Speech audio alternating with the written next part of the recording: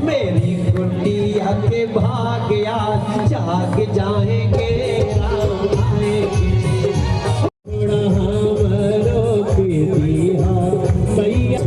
हम दूसरों के लिए मांगेंगे तभी माँ हमको देगी। संसार में इसका कोई दूसरा विकल्प नहीं है। हम दूसरों के लिए मांगेंगे गीता जी के लिए मांगेंगे तो हम। बहुत ही शानदार कार्यक्रम रहा है और मैं इसके लिए विनय सहस्रबुद्धे जी को, रवि व्यास जी को और इस कार्यक्रम में जुड़े सभी लोगों को बहुत धन्यवाद करता हूँ। भारतीय जनता पार्टी यूनिट को, सभी हमारे जो नगर सेवक यहाँ से शामिल हुए हैं और सबसे बड़ी बात कि जो लोग इतनी संख्या में लोग आए।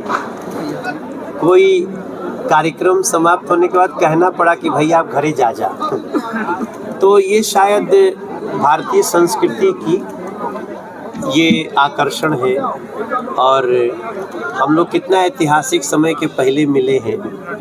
22 जनवरी को भगवान राम के भव्य मंदिर का नरेंद्र मोदी जी शिलान्यास मतलब उद्घाटन कर रहे हैं, वो लोकार्पित हो रहा है मंदिर। और यहाँ उत्तर भारतीय लोग महाराष्ट्र की संस्कृति के साथ मिले हुए सब लोगों ने अपना दिवाली और छठ मिलन किया। ऐसे कार्यक्रम होते रहने चाहिए। मैं जब से मुंबई से दिल्ली सांसद के रूप में गया हूँ, थोड़ा सा कम आता हूँ लेकिन बार बार आना चाहता हूँ, कहीं कि मनवा यहीं लगल रहेला। ये मेरा भाईंदर ये जो क्षेत्र है, यहाँ एक ऐसा लगता है कि हमारा दूसरा घर।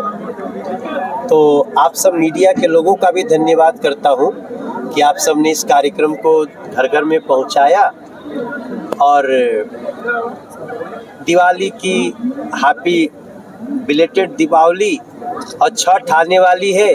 छठ की आप सबको शुभकामना। अभी भैया दूज कल था और ये सारी संस्कृति उत्तर भारतीय और महाराष्ट्रीय संस्कृति मिल करके चार चांद लगाती है।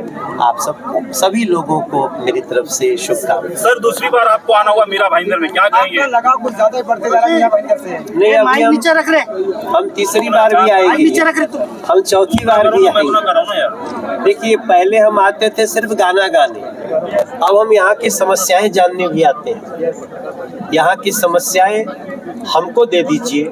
हम भारतीय जनता पार्टी के नरेंद्र मोदी जी के साथी हैं, एक सिपाही हैं और अब हमें गाना भी गाना है और समस्याओं का निदान भी करना है। विनय सहस्रबुद्धे जी के मार्फत, रवि व्यास जी के मार्फत, गीता जी के मार्फत, हमारे नगर सेवकों के मार्फत, वो सभी लोग जो हमारे भारतीय जनता पार्टी के सिपाही हैं।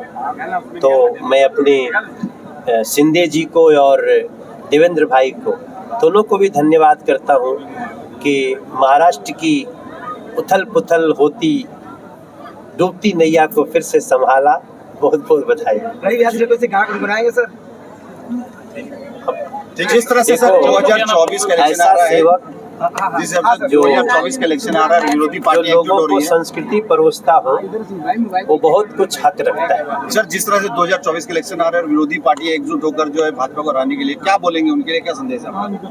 देखिए, वो अगर जनता को जिताने के लिए एक होती तो हमें थोड़ा सा समझ में आता।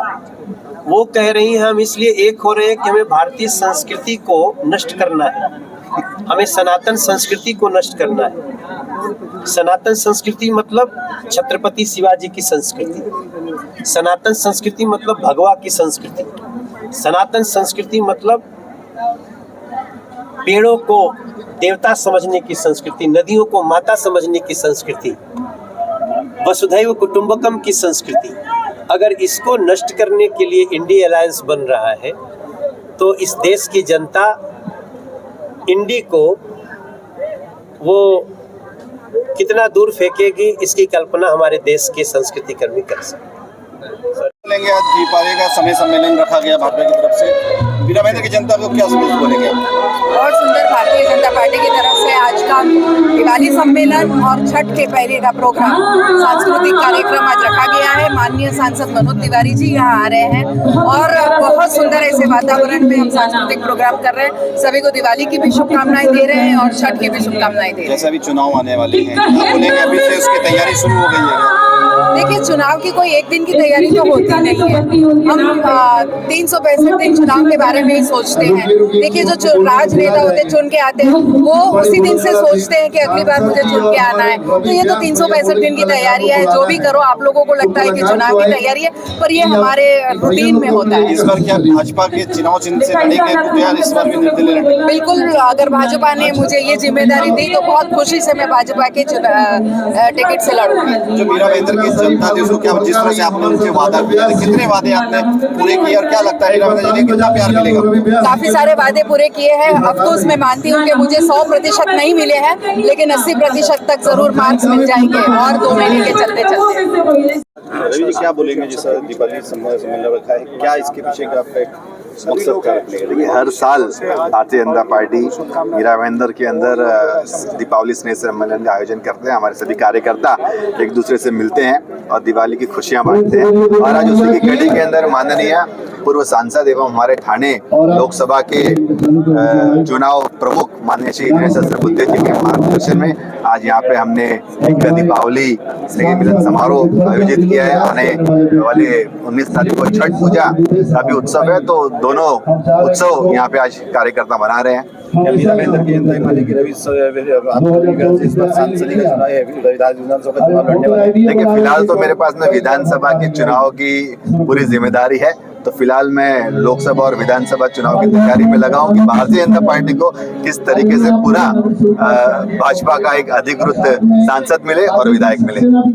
छत्रपति शिवाजी महाराज की बहुत बहुत धन्यवाद।